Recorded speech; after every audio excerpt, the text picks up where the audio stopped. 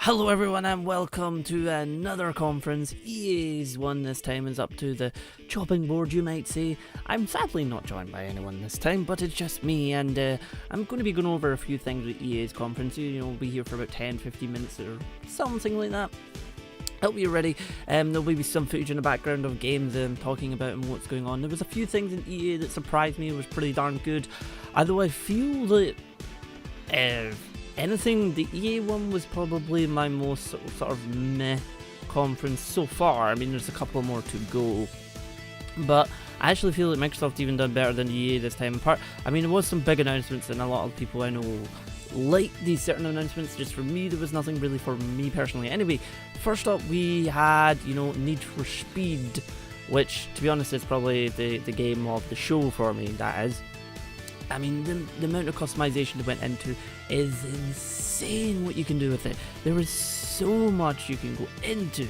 I mean, it looked like there was actually little sort of points, little padlocks almost on, or the graphics might change, I don't know, that allowed you to click and then suddenly just customize it with whatever.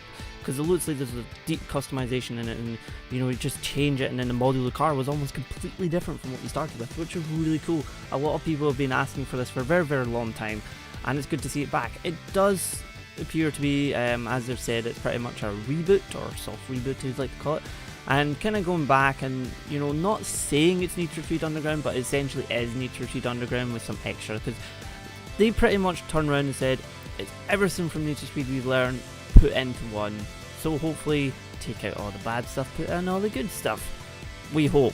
Anyway, the game looks utterly fantastic. Graphically wise, the Frostbite engine is looking spectacular as always, and making the cars look awesome, the lighting looks awesome, the sound is amazing.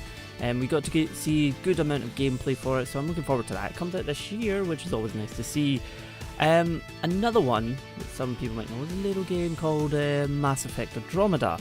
Now, I've never really been a Mass Effect fan, so to speak. I tried multiple times. I know people will hate me for this, but I've tried multiple times to play it. I just find it's very stilted in the way it sort of tries to have the player interact with characters and everything. It seems very stilted in a sense, and it kind of throws me out of the game sort of thing.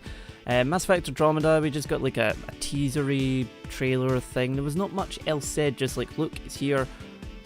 This is its name. This is getting done. That was really it.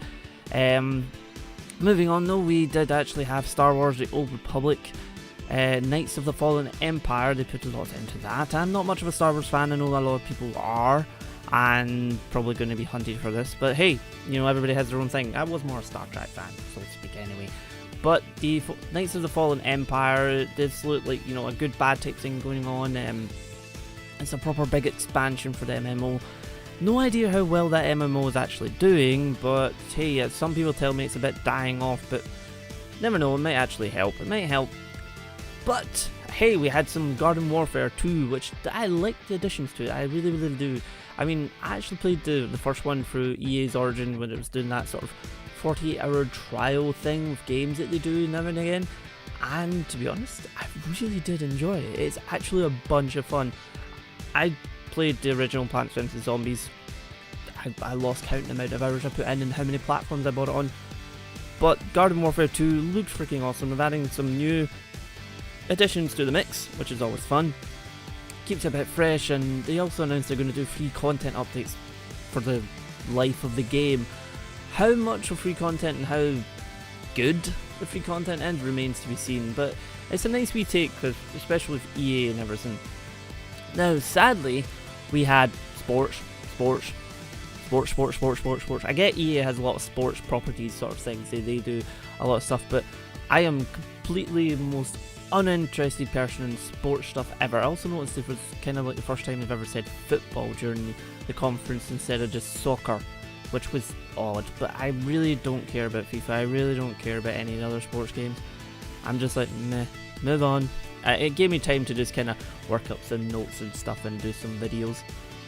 But there was a new IP sort of thing. It seems like, I don't know if to call it an indie or it's not a AAA, but it's sort of an in-between title because EA has helped publishing it. And it was a wee studio came out and they showed Unravel, and it's like you play as this little character and you have a yarn, and it's basically like connecting the dots throughout life and everything, and it looks so cute and so cool. And I mean, the presenter, I must have, like, he was shaking, and you know, being in front of all these people in EA's press conference must have been insane, and must have been a massive opportunity because they have a big publisher. Give EA, you know, they've had bad points, but they're still a big publisher, and having that force behind you, able to sort of give you the money and give you the sort of shelf space in a sense, and it looks really cool. And tops off to the developer that came up to speak. I can't actually remember his name while recording this, it'll probably pop up in the video behind us, but really the game looks freaking cool, and I'm looking forward to see when it actually comes out. But yeah, Unravel, and it's pretty cool. It's awesome. Everybody was waiting on it. Everybody was waiting on this one. Mirror's Edge Catalyst. And I must say, it looks like Mirror's Edge, you know, on more adrenaline. I'm looking forward to it. I'm going to see what is, you know, what more comes out of it. I played the first one. The first one did feel more like a trial of a new experimental idea, or so to speak, and now everybody's been calling for it, and EA is now answering with it. Whether that actually makes out to be the game is actually good or not, we still remain to see, because we got some gameplay in that, and it looked pretty cool.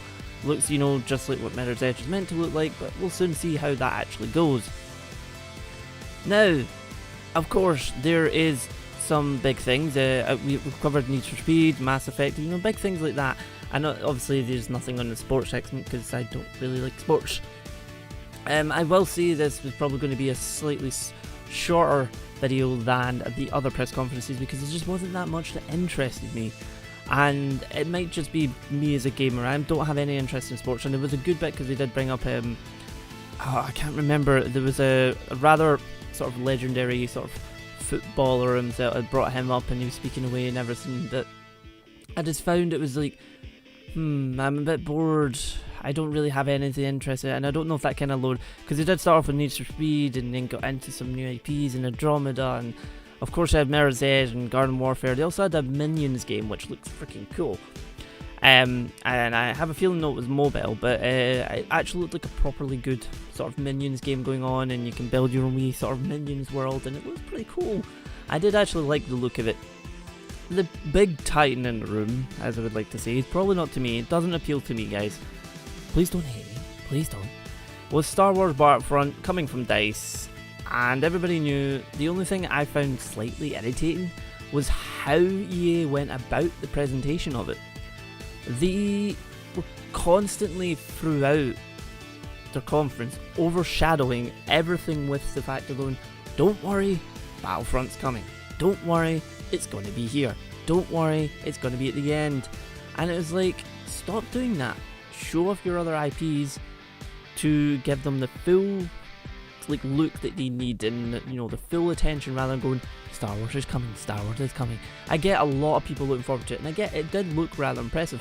My only sort of irk with it was the fact it literally looked like Battlefield skinned with Star Wars.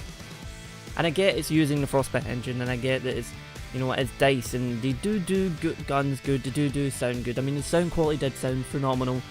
I just don't really like the Star Wars sounds that much. It sounds too pew-pew to me. But it felt like they were overshadowing their entire conference with it, which was a bit of a letdown, I felt. Especially for people, you know, I feel like these press conferences are like, right, there's a bit for everything, but they shouldn't be going, this one, this one, this one. And it just felt like that, and seeing it in gameplay, and they showed off a new mode and all that, and it looked pretty darn fantastic, but it did look like Battlefield had a skin of Star Wars over it, and I was like, okay.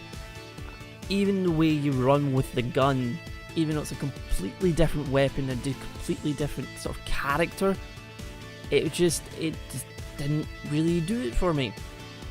And plus, probably partially not being a Star Wars fan affects that sort of view of the game, but I just don't really have interest in it. But I'd like to round off the video by saying my game of the show would have to be definitely Need for Speed. I love Need for Speed. It's a lot of fun. This game looks like a ton of fun, and they've really went above and beyond with the whole customization ability they got in it.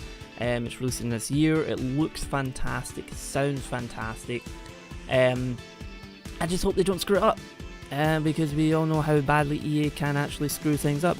So hopefully, it'll be alright. Anyway folks, this has been the EA conference. There is other ones down below you can check out, and a playlist to the other ones. I think we have 3 up, possibly 4 currently, and there'll be others coming as we go into the final bits of EA. E3, god dang it. Thanks again for watching, see you next time.